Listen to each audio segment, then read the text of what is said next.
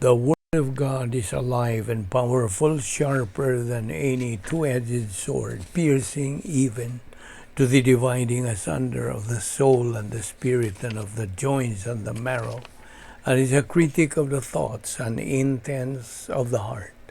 All Scripture is God-breathed and is profitable for doctrine, for reproof, for correction, for instruction in righteousness, that the man of God might be mature, thoroughly furnished unto all good works.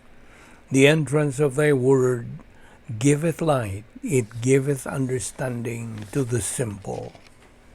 Welcome once again, our fellow believers, our subscribers, friends, and welcome once again to our daily doctrinal Bible study through the Balbido Evangelistic Ministry. Today we are going to differentiate the human viewpoint and the divine viewpoint. So my question is, do you still remember the difference between human viewpoint and divine viewpoint?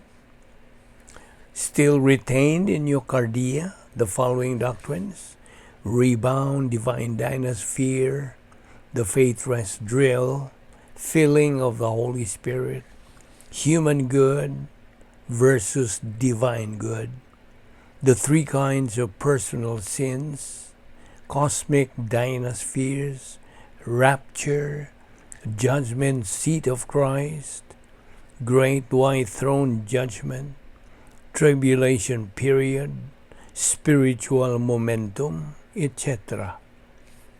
Now let us evaluate our current spiritual status. How high, how wide, how long, and how deep is our knowledge of Bible doctrine?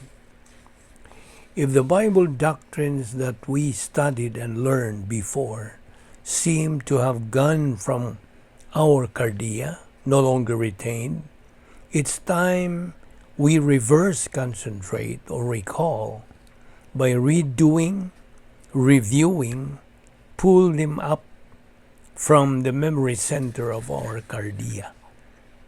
Remember the 3 R's: reception, retention, and recall. Principle: we cannot recall anything we have not learned. So let us reverse concentrate or recall the doctrines that are still retained so far, if there be. If the doctrines in your soul are now gone, meaning you didn't maintain your spiritual momentum, then that's just like a flashlight with expired batteries. It won't light up. It won't shine due to the batteries that are dead. They need to be charged. That's the picture of your spiritual life. So you start anew after the batteries of your Christian life are fully charged. That's the reason we need to wake up and be alive again as doctrinal believers while there's still time. Can you afford to miss God's escrow blessings in eternity?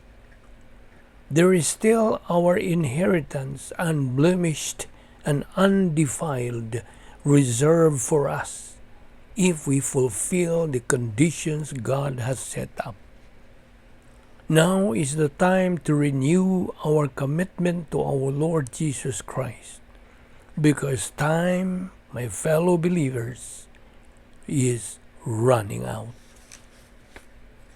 So, the question I would like to ask you is, are you still sure you are eternally saved? Has your faith in God's Word of John 3:16 not fade? Or maybe, I hope not, maybe you now doubt you are saved. That's the result of not continuing in your spiritual momentum.